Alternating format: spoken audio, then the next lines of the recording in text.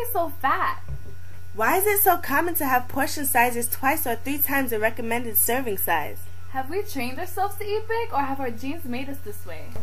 I seem to get the vibe that many people think that obesity is caused simply by eating a lot of junk food without exercising a lot. And also they point out the pattern that being overweight increases your chance of having overweight children. So that is often believed to be attributed to a learned behavior. It's actually funny how society has like upper hand or like a head start on Evo Devo. Overeating, unhealthy diets, and family patterns are all things that can affect whether you'll become obese. But what many people fail to realize is not only does your lifestyle make you more likely to become obese, but also your mother's lifestyle. Really, the mother's lifestyle too? During, after, or before pregnancy? Actually, all of the above, and that's what Evo Devo is all about. Wow. When a male and female reproduce, each passes on a replica of their genes to their offspring. 23 chromosomes from one parent unite to form an embryonic cell of 46 chromosomes. This idea of half of each parent's genes being inherited is illustrated by the offspring's 2 colors. The green half represents the genes inherited from one parent, and the red half represents genes from the other. Throughout the offspring's life, it will maintain all of its genetic material. Past belief was that natural selection picked the organism that was best adapted to its environment. An embryo can maintain the phenotype similar to its parents, or spontaneously adapt by acquiring a genetic mutation that increases its chance for survival.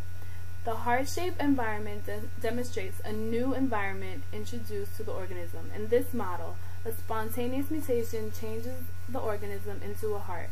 This mutation seems to be more favored than the illustrated circular genes inherited from its parents to live in the new environment.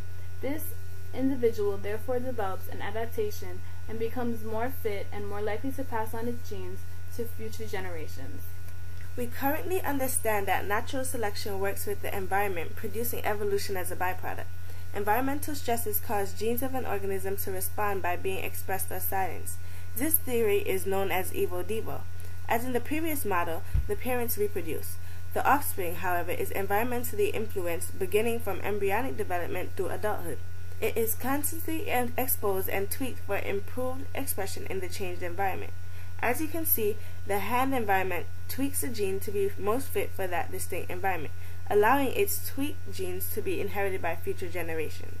Evo Devo unifies 2 sciences, developmental biology and evolutionary biology. Developmental biology is based on the foundational theory that the formation of life is predictable and is repeated in every life cycle. What happens in one organism can be used to predict what happens in the next. Traditional evolutionary biology differs in the idea that changes in life characteristics occur randomly and consequently are not replicable. In conclusion, the big difference with the Evo Devo model is that the ancestor genes will continually be tweaked to evoke the best expression of the gene within that unique environment, causing evolution over time. Evolution does not occur by chance, but by guidance. I just read an article about how an obese female rat gave birth to 2 twin daughters. They each had the same genetic background as their mother, and they mated with male rats of the same genetic background. But one daughter was given a non-supplemented diet, and the other one was given a methyl-enhanced diet. And when they both reproduced and produced offspring, the one with the methyl-enhanced diet actually had children that were lighter in weight than her sister rat. About the individual's play on becoming obese, and what they said is they had a control group, they had an experimental group. The control group just ate a regular meal, normal meal, and the experimental group actually had that same meal, but they used an extract with their meals. And what they realized that over a 10-week period, the experimental group that had the extract actually lost pounds in that amount of time, whereas the normal group just packed on the pounds. Really? And that was in humans? Yep. Wow, that's crazy. It's amazing how the little changes in your lifestyle can not only affect you, but also your offspring.